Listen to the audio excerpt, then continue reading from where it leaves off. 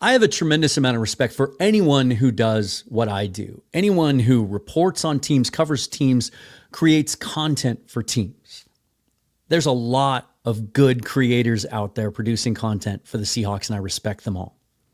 On a national stage, there are people doing that work that I have the utmost respect for. But I hold some in higher regard than others. And nobody, in my opinion, is above Robert Mays from the Athletic Football Show. Used to work for The Ringer and Grantland and Monday Morning Quarterback. He is, I was going to say, one of the rising stars in the NFL podcasting realm, but he's not rising. He is a star. And he joins me tonight. Now, I'm going to take advantage of his knowledge from around the league. He keeps his finger on the pulse of the NFL as a whole, as good as anyone. So we're going to expand our scope a little bit. I do ask him a number of pointed questions about the Seahawks, obviously, and wait until you get his answer on what he thinks the identity of the Seahawks is. When he thinks of the Seattle Seahawks, what's the first thing he thinks of? But we're also going to look at the division as a whole and some of the other Seahawks storylines now that are spread throughout the league with some legendary figures moving on. Really excited about this one. Can't wait for you to hear it. Robert Mays of the Athletic Football Show joins me next on Seahawks Forever. Welcome to the Seahawks Forever podcast. In-depth analysis on everything Seahawks. And now, here's your host, Dan Viens. Some of you accuse me at times of rambling too much during this segment, so I'm going to keep it to a minimum. If you would please, to support the show and my endeavors as a full-time content creator, hit that like button on YouTube, subscribe to the channel if you don't already. If you listen on audio on any of the platforms, also follow or subscribe. Some are different than others, and leave a rating or a review if you really like what you see. If you want to support me more directly, all those links are down in the description, as well as check out the new Patreon. Check out the membership tiers there. As we get closer to the season, there will be a lot of exclusive material offered there that only you will be able to see. Plus, you can watch everything that I do here on YouTube ad-free over there, and check out the merch store while you're at it. All right, let's get to this. This is Robert Mays from the Athletic Football Show chatting with me earlier today. Robert, you guys over there at The Athletic work as hard as anyone in the offseason, and I know how challenging that can be. So thank you for taking time out of your busy schedule, even in June, to join me on the show here today.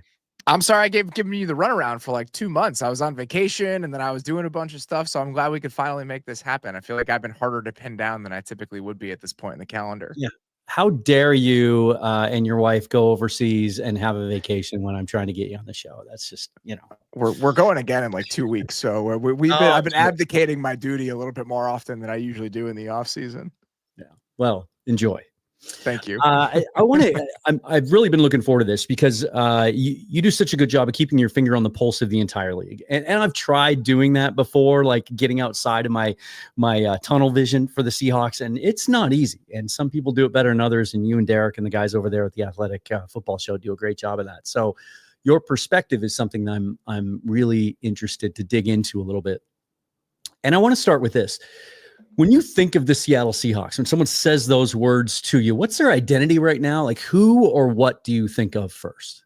It's a great question, right? I mean, it's been so many different things over the last, 10-ish years. We talked a lot about the Seahawks history in our show this week specifically because we were talking about Russ and kind of how we'll remember him. And so it sent us down memory lane a little bit, thinking about what the past, let's say 15 years of Seahawks football have felt like. Obviously, I started covering the league in 2012 full time. And so there's a very kind of burned into my brain image of what the Seahawks were at that time. I remember writing a piece for Grantland about how in 2013, I was there in week 2 when they played the Niners. And I was like, this is the coolest team in football. And so that Legion of Boom era kind of lingers for a little while. And then they transition into something different when Russ moves into being something different. And then I think as the Russ era starts to peter out, they're cycling between defensive identities, trying to find themselves and find some footing on that side of the ball. And then when Russ moves on, to me, they become kind of Geno's team. And I think that's partially, it says as much about me as it does other people, because I just felt like Geno was kind of keeping this thing moving and kind of was the engine of it in ways that didn't necessarily get appreciated in real time. And then now you move on from Geno, and what is it now is a really interesting question. And I think the only place you can really go is, well, now this is Mike McDonald's team. as they were trying to figure out who they wanted to be defensively with Pete over those last few years. I think there are misnomers about what that period looked like over those 4 or 5 years. I think people are going to, without a lot of detail, look back at that time 10, 15 years from now and just kind of say, well, Pete failed to innovate defensively, and that's why they fell off. And I don't think that's true. I think that he tried to innovate and was just never really successful. They never landed on how they could kind of stay ahead of the curve as they cycled between these things. And in a lot of ways, I think that's why Mike makes sense, because you're trying to catch whatever the new innovations were on defense for multiple different years, whether that's with Carl Joseph or Sean Desai or all the people that they brought in. Well, by bringing in Mike, you go straight to the source.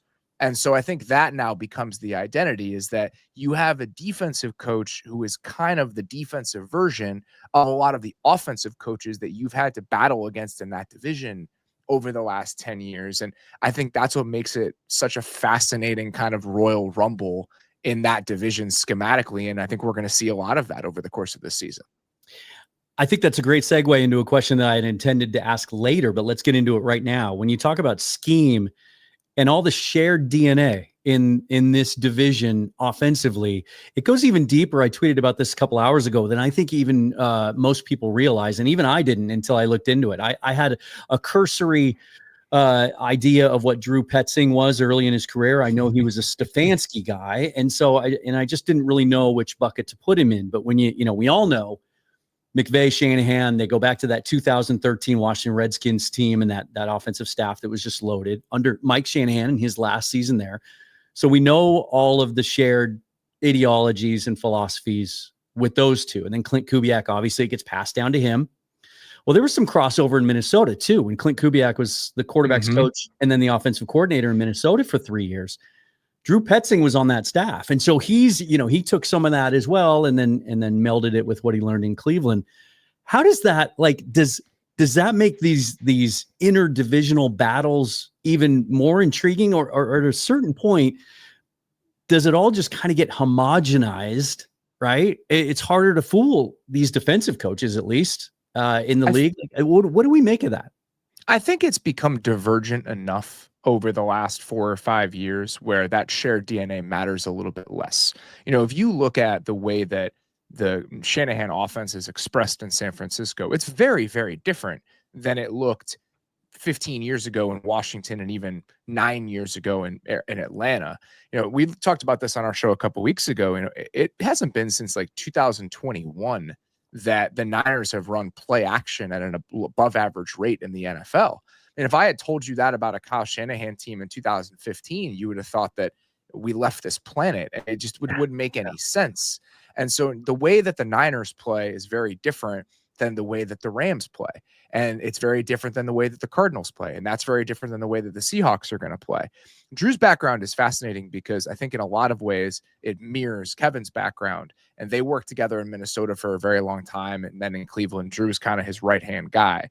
But when you go back far enough, they're both kind of Norv guys because Norv was there in Minnesota. Yeah. And so I think that what ties them all together, and I think what makes the Clint Kubiak hire make so much sense for Seattle, is that even as the details change under center, what kind of run game you have, going from an outside zone scheme to more of a gap-based scheme with the Rams. The Niners have done that over time as they both evolved. I think the shared DNA is the pairing together of the run game and the pass game, right? If you asked Mike why it's hard to play against the Rams, it wouldn't be because it's a Shanahan-esque outside zone under center play action game.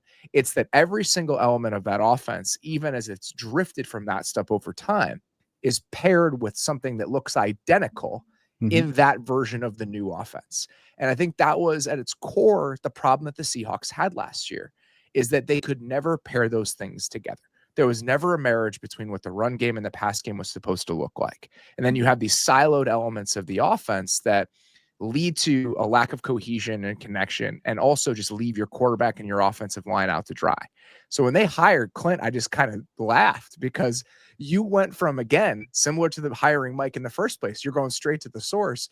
There is no offensive identity or system, I think, in the history of the league that is better tied together with the run game and the pass game than what Gary Kubiak and Mike Shanahan did. So I think trying to get yourself in that group where everything feels cohesive and tied together, I think that's what the Seahawks were chasing, even as these individual systems have kind of drifted away from what they would have been at their core a decade ago.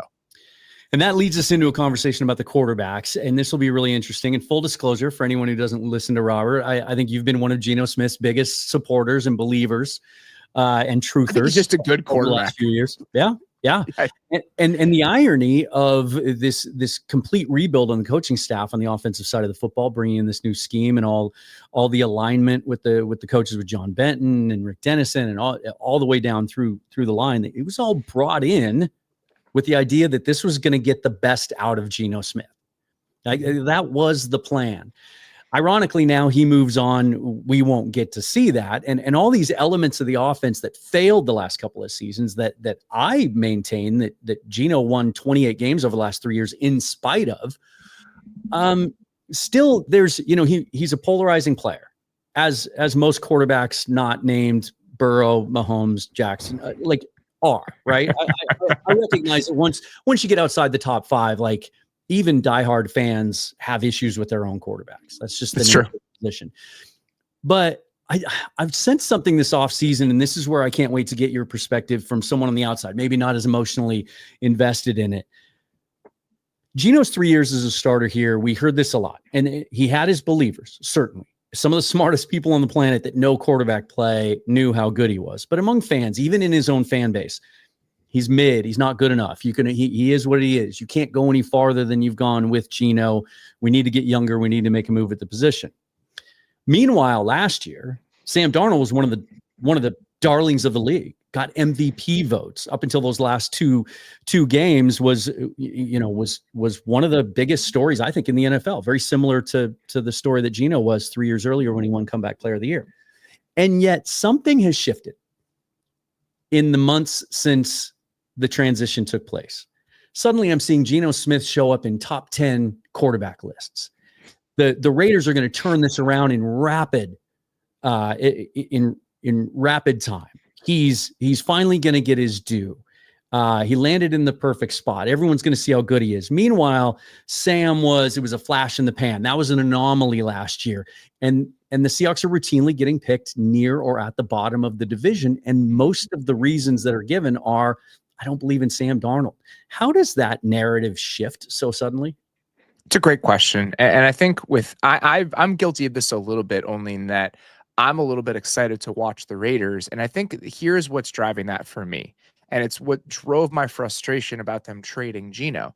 I was fully on board with the DK Metcalf move. I mean, I brought that up during the season that I thought it was probably in their best interest, or might be, that to explore what they could get for him. Because I think a second round pick and $33 million in allocated cap space, I'm interested in what the opportunity cost would look like on the other side of that deal from DK Metcalf. I wanted them to potentially make that move and then improve the offensive ecosystem and infrastructure for Geno. And so when they did all this stuff, I was like, oh, great. Now we'll get to hopefully see Geno in this offense with the right amount of schematic help. And I was excited about that. Well, now you remove him from that and you put Sam Darnold into that. And so now we're never going to see it. And so I think that's part of it, is that the Raiders' excitement, I think, is driven by this idea of Chip Kelly might be really good. And the idea of seeing Geno Smith in that sort of situation, it's not perfect. Their offensive line is young. It's unproven. Their pass catching group is weird. Like, that's the only word I can use to describe it. I'm intrigued by it, but it's objectively strange. So I think that's part of the Raiders situation, is that there are enough fans of Geno. They think this is a good situation. The situation in Seattle was bad, but now we never get to see Geno in one that's improved. The Sam part of this, I think, is a lot of people playing the opposite game. Where in Minnesota, and we can kind of go back and forth on this, I think the Minnesota situation is an objectively good one for a quarterback. It wasn't as good last year as it is right now because of the moves they made along the offensive line. But I think what Kevin O'Connell is giving you with that receiving core, you're setting your quarterback up to succeed, even if it's an imperfect situation. We did a rankings of the best supporting cast, or all of the supporting cast in the NFC on our show last week. We had Minnesota at number one. When you take the play caller, just the overall infrastructure of the offensive line and the receiving core into account. I had the Seahawks last in the NFC. I think they're probably tiered with like a bunch of teams in that range, but I do think that they're on the other side of the spectrum from Minnesota. So I think that drives some of the concern about Sam, is that he's going from a situation that's incredible to one that at the very least has a ton more question marks. I think it could be fine, but I think that is probably the biggest thing here, is that where Geno is going to go from a situation that was objectively bad to one that could be okay, Sam is going from one we know is good to one that there are still a lot of questions about. And obviously, one of the biggest questions here over the last several seasons has been the performance of the offensive line. And I still have viewers and listeners that come at me with they didn't do enough this offseason to fix that issue. And I understand the argument, and I've been in favor of it, right? They're banking on Abe Lucas being fully healthy at right tackle finally and having a full offseason. Another step forward from Charles Cross. And then they've invested as much, they've actually invested more draft resources in the offensive line than any team in the league the last 3 years. And they're banking on some of those young players taking a step, and then they go invest a first-round pick finally on the interior offensive line. In your opinion, is that the right move, that process? Did they do enough? I think they might have. And because I don't blame them for trying to rely on the scheme change to give you some sort of improvement at those other interior spots. I think the idea of, okay, if we're rolling the ball out and we think Olu has done enough at center to justify another chance in a better situation, I totally get landing there. I think his level of play over the last couple of years, and obviously he gets inserted in the middle of last season, that's an entire sort of mess on its own. I think that what he did in the back half of last year, saying in a better situation, we can work with this, I think that's a fine place to land. Looking at what you've invested in the middle rounds at right guard and saying, okay, between all of these young guys, whether it's LaMea, Haynes, Anthony Bradford, with a better scheme, one of those guys is going to come out on the other side and give us a shot. And then being really aggressive at that third spot. The tackles, I think you can live with, right? Like Lucas is, if we're on the other side of the injuries, I think you feel good about it. And we know that Charles Cross is a good left tackle in a decent situation. So playing that game in the interior where you say, I want to see what the center does with a full season and with a better scheme. Let's give our young guys the multiple options we have at that other guard spot and then spend a first round pick. That's acceptable to me. And part of this, and we've talked about this a bunch, I get being a little bit frustrated they weren't more aggressive. What did you want them to do? Like, who's the guy they didn't get that you want them to go get? Like, if they weren't willing to pay Will Fries and go to that number, there weren't that many other guards available in free agency. I mean, just ask the team I root for. They had to trade for two of them because they didn't feel comfortable getting into the market. I mean, you're looking at Fries, Kevin Zeitler on a 1-year deal, Mekhi Becton, Tevin Jenkins. It just wasn't a good group. So for the people that say they needed to do more, well, what more did you want them to do? And if they didn't sign any of those guys in free agency, getting another one in the third round, you just did that multiple times. So why wouldn't you just give the guys you've already drafted a chance in what should be a better situation that hopefully can see them succeed? You mentioned the conversation you had about Russ on today's episode, actually, the Guilty Pleasure episode. I caught most of that conversation. So I do want to touch on that. But I feel like just generally there are more reasons for the Seahawk fans to watch Red Zone this year than there ever have been. Like, there's storylines all throughout the league with ex-players, beloved ex-players. You mentioned the Raiders wide receiver room is weird. I'm shocked Tyler Lockett didn't end up there. I just thought that was going to be a no-brainer that would make all the sense in the world. But you mentioned DK and how you thought it was a really shrewd move to move him when they did, not have to pay him, save that money, allocate it elsewhere, get a second-round pick. What about from the Steelers' standpoint? Was that a smart move for them to make, investing that kind of money in a third contract for him and giving up a second? I don't think so. I think they needed a weapon, and maybe you're looking at it as a down receiver year, but I think we understate how good players have to be when you give up significant draft capital for them and pay them at the top of the market, right? So you're looking at what they gave DK. It's a second round pick plus top 5 wide receiver money. So you don't just have to play to the level of that contract to make it worth it. You have to play beyond the level of that contract because of the draft capital that went the other way in the trade. And I personally just don't see him as that type of player. I think he is a good receiver. I do not think that he is in the upper echelon of receivers.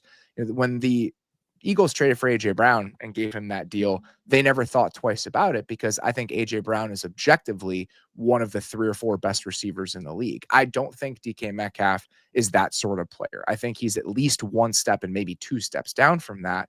So I think everything that they invested, it's just going to be really, really hard to make any sort of positive returns when you're looking at the ledger on both sides.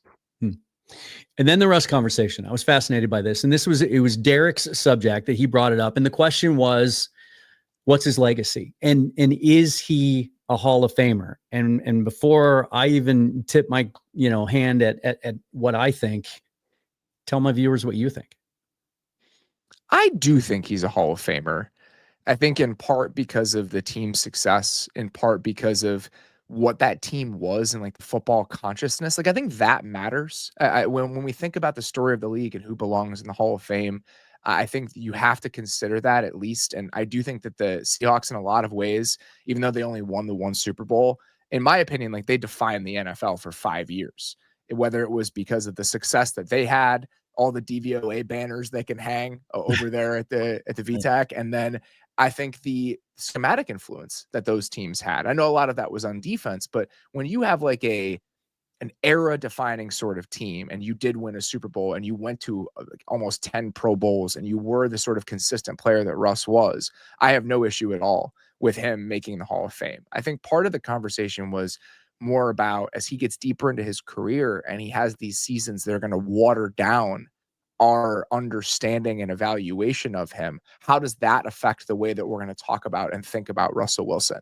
And I told Derek, I said, in the moment, I think it will. 10 years from now, I don't know if this forgettable season he's going to have with the Giants is going to change the way we talk and think about Russell Wilson. I don't think it should. It's intriguing. I think I'll just say this, and it's hard for me to say. I mean, I love Russell Wilson, right? He was one of the all-time greats, maybe a Mount Rushmore in the Seahawks. I did one recently. He wasn't on it, but that was because I went in a different direction. I struggle with it because, and Derek did a great job pointing this out, the numbers just don't match up against some other guys, especially in this modern iteration in the NFL. And it's not like there aren't other guys in the Hall of Fame that don't have gaudy numbers. Like you think about someone like Troy Aikman, but he won multiple Super Bowls. And so I struggle with the fact that I don't think he's a Hall of Famer because he didn't go on and prove that he could still play at a high level in another situation where he wasn't coddled, where everything wasn't built around him. I struggle with that. However, then I think, if he completes that ball to Ricardo Lockett, he's a no-brainer. He's a no doubt, hands down, 2-time Super Bowl winner, maybe early ballot Hall of Famer. I just feel like if he gets in, he's not a first ballot. Maybe he's a guy that gets in, later on after some years of the argument being made in those boardrooms. And I think they're going to have to dig a little bit to justify putting him in. I don't know. I totally understand coming down on that side of the line. I mean, I don't have strong feelings about it either way. Like there's some players where I will fight tooth and nail to the death about whether they belong in the Hall of Fame. Like, let's not talk about my feelings about Phillip Rivers and whether or not he belongs in the Hall of Fame.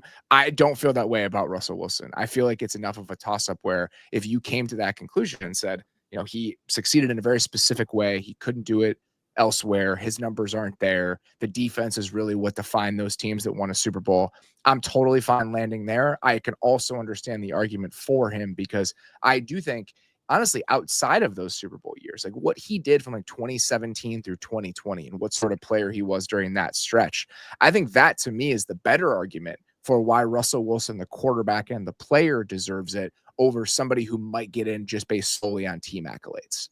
Yeah, and I do feel like it works in his favor that when his body changed, when his physical skills changed to the point that they scrapped the zone read stuff, he wasn't as effective with his feet. He wasn't as dangerous. He wasn't a threat that way. He still put together a couple of prolific seasons and was able to adjust to that and play in a different way. And I do think that certainly works in his favor and something that I really respected about him at the time. Let's get into the division a little bit. We talked about the schematic similarities offensively, but I was so disappointed that different decisions weren't made when it came to some of the in-season programs. I thought for sure the NFC West should have got stronger consideration for in-season Hard Knocks. I think it's going to be a fascinating fascinating division to watch. It seems like there's a consensus this offseason. The Rams are the favorite. They're my favorite. I think they're the most talented team top to bottom in the league. The 49ers are suddenly just assumed to get back to what they were before they stubbed their toe last year and be the clear-cut second team in the league. Vegas thinks so. Just about all the national prognosticators think so. And then it's some combination of Arizona and Seattle battling it out for the third spot. I think Vegas has them even right now on most books. How do you view the league? And then even more specifically, how do you feel about the 49ers? Because I feel like they're being artificially propped up after an offseason that I think has more questions than answers. Artificially propped up, I think, to me, that might be a little bit strong. I think they've earned the benefit of the doubt, or they're being given the benefit of the doubt. And I tend to fall that way as well. I mean, if you look at the numbers on offense specifically, this is a team that was pretty devastated by injury and still finished as a top 10 offense in a year where they were really trying to figure some stuff out. You know, if you look at what the structure of that offense looked like last year, it was vastly different than it looked in previous years. And, you know, we can say what I said as we have talked about that offense a lot this offseason is that for the first time in a while, it felt like Kyle Shanahan was no longer dictating the game to defenses. Like they were on the back foot for the first time in a while. My inclination is to think that that can flip back, where after a season where teams are playing them a little bit differently, where they are having to work in some different personnel, they can kind of get back that upper hand that they didn't have last year.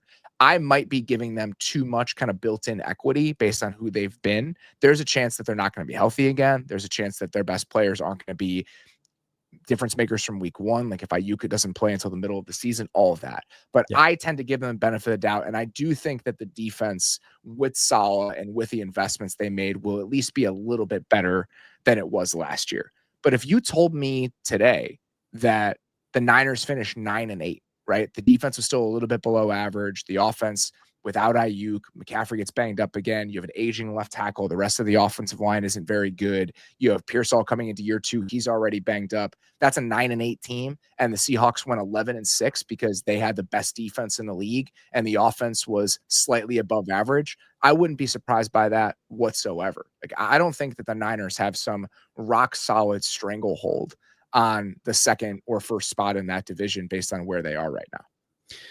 Bunch of reasons that I find that week one matchup really intriguing, because I think strength against strength and weakness against weakness. I have a hard time thinking that even with Robert Saleh back in tow, under that umbrella, that when you essentially swap out your entire defensive front and part of the back half of your front seven as well, and replace it with all rookies. Like, it was such a weird draft to follow, especially as a Seahawk fan in a really strong defensive interior defensive line draft. And I kept wanting us to take one, and the Niners just kept taking them all.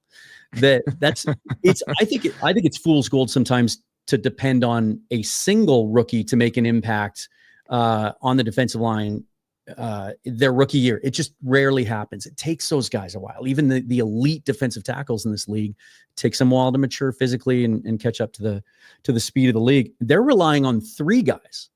And so week one, they're going to roll that defensive front out there against a Seahawks offense that's been completely stripped and remodeled.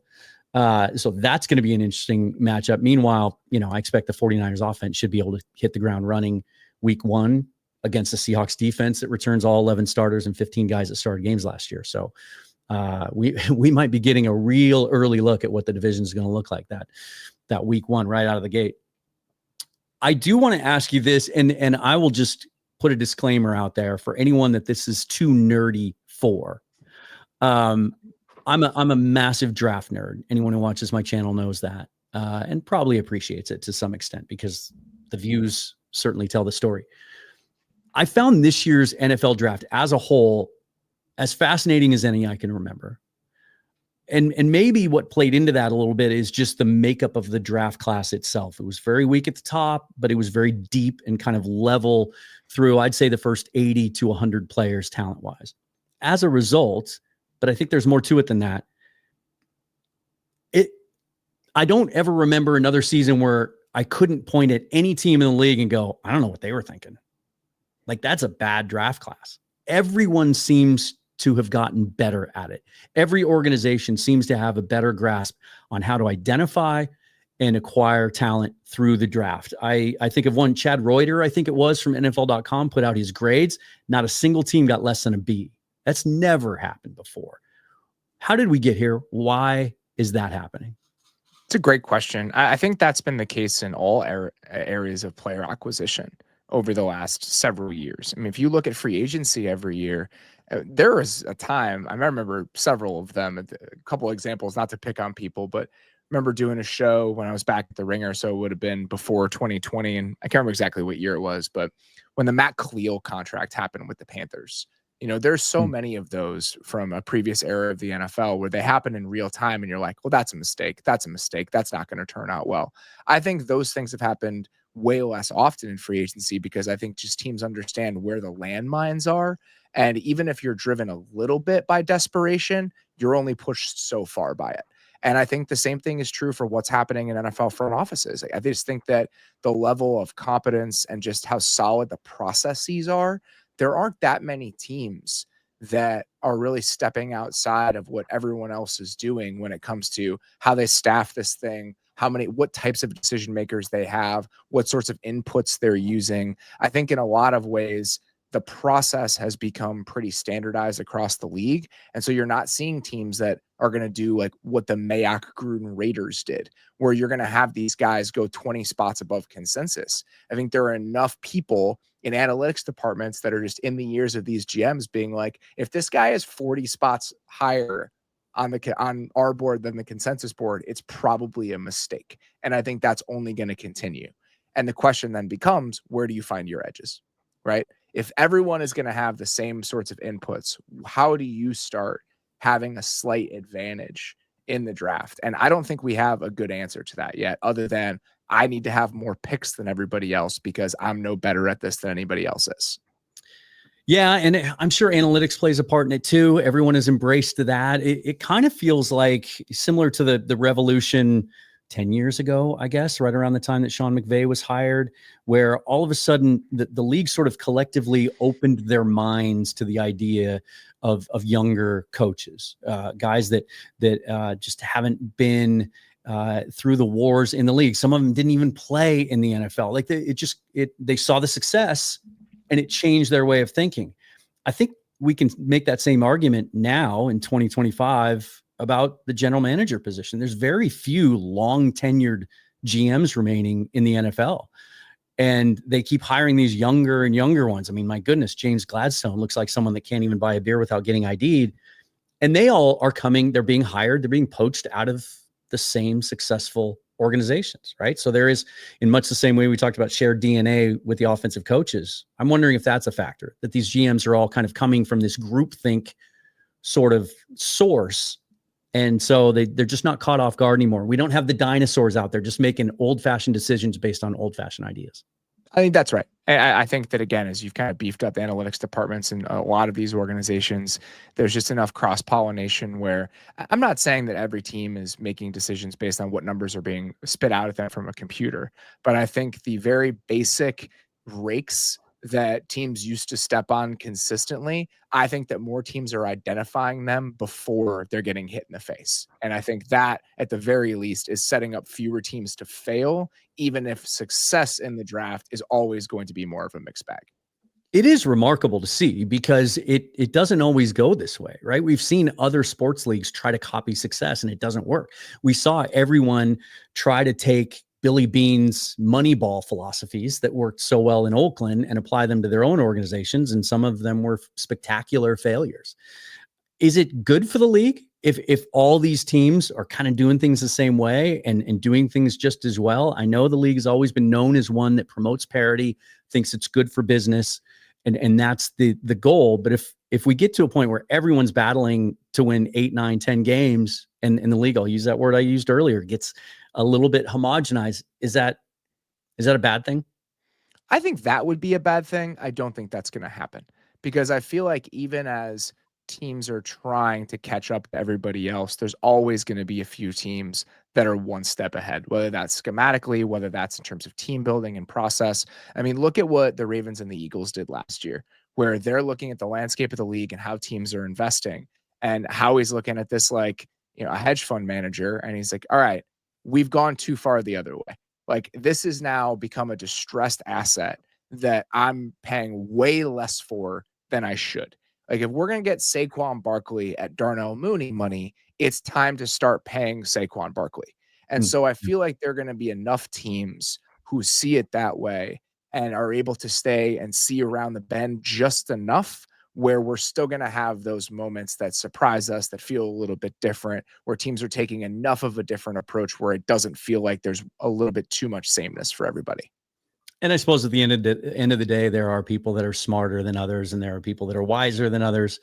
And you do get those organizations that we see every single year, the Ravens, the Steelers, to some extent, they just let the draft come to them. They don't trade up. They don't give up assets. They tend to shy away from being aggressive.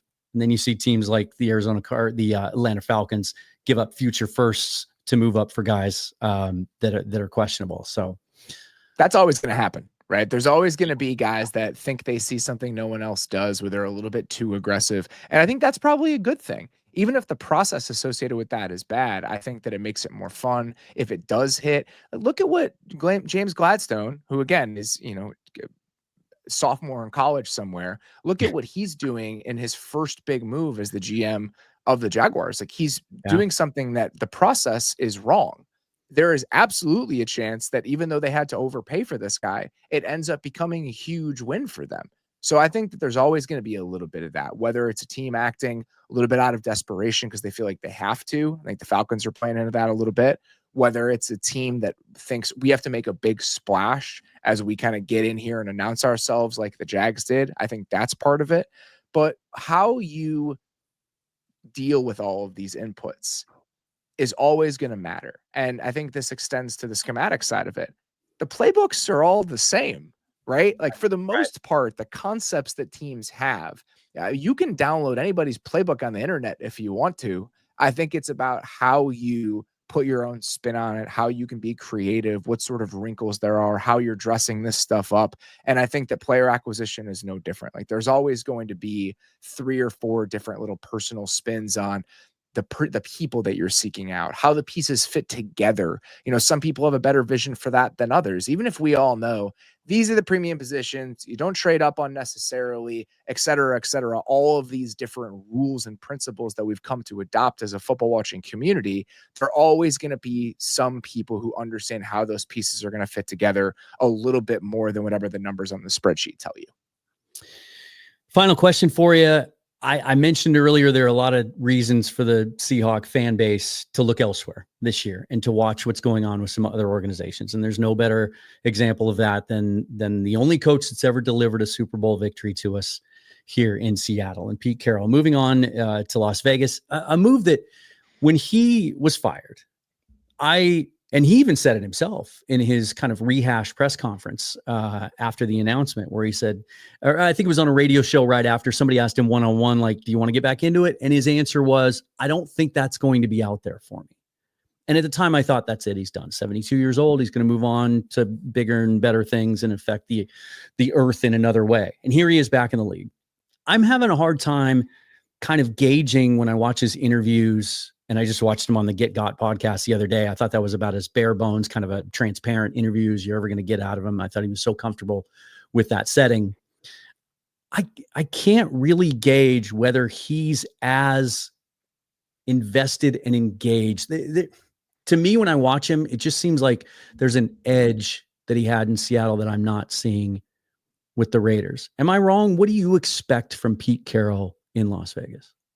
It's a great question. And I think that's hard to identify from afar, and so there's a chance that's right, but there's also a chance that the same rules that apply to most 72-year-old men don't apply to Pete Carroll. I think that the same rules that don't apply to most 65-year-old men didn't apply to Pete Carroll 7 years ago. I think that the energy that he's bringing, I think the empathy that he coaches with, the ability to connect with players, I do think that when you're in the spot that he's in now, any CEO type of head coach, but especially one that's getting a little bit older and maybe can't take on as much as some of these younger guys can, you have to really make sure you're hitting home runs with your coordinator hires. Your staff has to be incredibly well filled out. And I think that there is a chance that Chip Kelly does a really good job. I think that Patrick Graham is already one of the more underrated defensive coordinators in the league. And so if he made the right moves at those two spots, if those are just locked down, if this is a team that immediately has top 10-ish play callers on both sides of the ball, and you're really relying on Pete to drive the culture, make sure everybody's bought in, and that can be his purview more than the X's and O's and kind of digging into all of that. And there's a little bit less on him bandwidth wise. I don't know. I still buy into it. I still think that can work. How long? I don't know. But I think for the Raiders specifically, this was all about, we just need to get the train back on the tracks, man. Like, we just need to make sure that we get back to a place where we're adults in the room again. And at the very least, I think that him and the guys that he hired can be capable of pulling that off.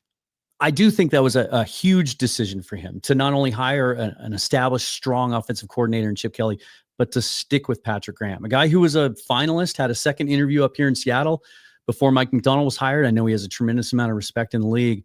And my argument the last couple of years that Pete was here was, look, if this is going to work, because he kind of started throwing everything at the dartboard the last couple of years. We're going to change the scheme. We're going to bring in these other guys and try to incorporate some Vic Fangio stuff. And it just didn't, it just was never cohesive. Maybe stepping away from it, taking a year off, worked for him last time he did that in his career, worked out pretty well for him. But maybe that's the shift. Like, I need to step back and be, I'm from Seattle, so I think of Don James. I remember going to an early practice at UW, and he would stand on a cherry picker, a tower with a clipboard, and he wouldn't even be down coaching the players. He just oversaw everything literally from on high, while his assistants basically coached the team. If he's ready to do that, I think the sky is pretty much the limit, because they needed a culture setter there with the Raiders, and they've had such bad luck trying to identify and then make the right decisions about coaches to hire and keep, and some real missteps there. I think as much as I was on the side of it was time for him to go here, I thought I just did. I felt very strongly about it. I'm so excited he's back in the league. I think the NFL is better for having Pete Carroll in it, and I do think he's going to do really well down there.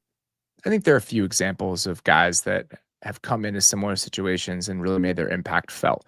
I think the best case scenario is what Andy Reid did in Kansas City. I think there are some parallels between those two situations, the types of quarterbacks that they sought to kind of gain that stability early on. But even Andy 10 years ago, 11 years ago, 12 years ago is younger than Pete is now. So I think that would be like a pie in the sky sort of outcome. But I think what you look at in Tampa when Bruce Arians went down there, where you knew it was always only going to be a couple years. And obviously you have a connection there with John Spytek was in Tampa. Now he's with the Raiders. If you can get to a place where you become an organization that feels stable, that understands itself, that knows what it wants to be, even if Pete's only there for 3 or 4 years, if Spytek can be for that Raiders team what Jason Light has been for the Bucs, they've been able to survive Bruce Arians moving on. They've thrived even after that happened. So I think making sure you find that footing and then figuring out the rest later, I'm okay with that, even if it's a little bit murky in terms of how it'll probably end up.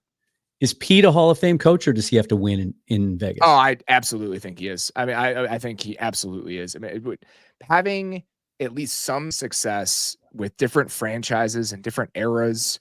And then obviously, I don't know exactly what the league is in terms of the restrictions on whether college matters, but what he did at USC, like, it's going to affect you in some way, thinking about Pete Carroll's legacy. But we talk about those Seahawks teams and the way that they influence the league overall in terms of the schematics. I mean, that's Pete, right? And so I think that the overall impact he had on the league, plus the Super Bowl, going to another Super Bowl, and just the character he's been in the story of the NFL, like, I absolutely think that he is.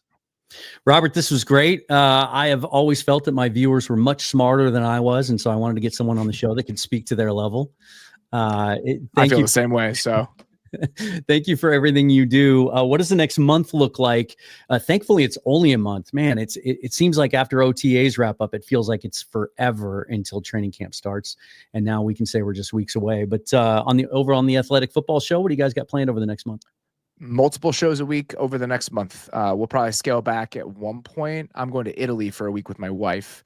And so I think we'll only do 3 shows that week when I'm in Italy. Other than that, it's going to be 4 shows a week all the way through training camp. And then I leave for my camp travels in less than a month. I'll be on the road. July 20th is when the Lions open, and I will be there, and I'll be traveling around for a good 3 weeks, visiting about 20 to 25 teams, and we'll have plenty of stuff coming from those stops. Are you going to make it to Renton? I think so. I think that is the plan right now. It's going to be one of my first stops. I think I'll be there with in the first week of camp's opening. So after Mike got there, I was like, you know what, I'll start heading there. I knew Mike a little bit from his time in Baltimore, and obviously was very interested in what they'd be. And so I feel like Seattle might be a yearly stop on the old trip now. Well, I'll give you a shout. It'll be nice to meet you in person. Thanks Sounds for doing good. this. I'll see you. Really appreciate it. Everyone check out the Athletic Football Show. Robert Mays, thanks for being here. Absolutely. Appreciate the time. Was playing around with some new music earlier today. Feel like it's time to freshen things up before training camp gets here. We are now less than a month away officially. It's the 24th today, right? By my math, and it hasn't always been a strong suit. The 23rd is less than a month from now. I will be there. The team has agreed to credential me for the first few days of training camp, and then we'll sit down and talk about full-time credentials. Really optimistic and hopeful for that. So look forward to that. And again, the best way to position yourself so you can get all that content is to subscribe to the YouTube channel. Check out the Patreon as well. Also, if you haven't listened to Robert Mays and the Athletic Football Show, I know it's a subscription service. It is absolutely worth it for the price of a coffee, I think, is kind of the analogy we always use for stuff like this. He and his co-host Derek Clausen, and then just the cast of characters over at The Athletic. Mike Sando is a regular contributor. Dane Brugler, he has access to all those guys. It is really, really smart next-level football analysis done in a way that's just really consumable and pleasing. So definitely check that out. In the meantime, follow me on Twitter at Seahawks Forever. Well, I don't want to tell you what I'm going to be working on tomorrow. It's, I'll tease it. Fine. Going to do an alternate storyline, sort of a what if things had gone a little bit different this offseason, and sort of the ripple effect of that, how differently might things look as we get closer to training camp with this roster today. So tune in tomorrow for that. Until then, forever and always, go Hawks. I'm Dan. This is Seahawks Forever. Thanks for watching, everybody.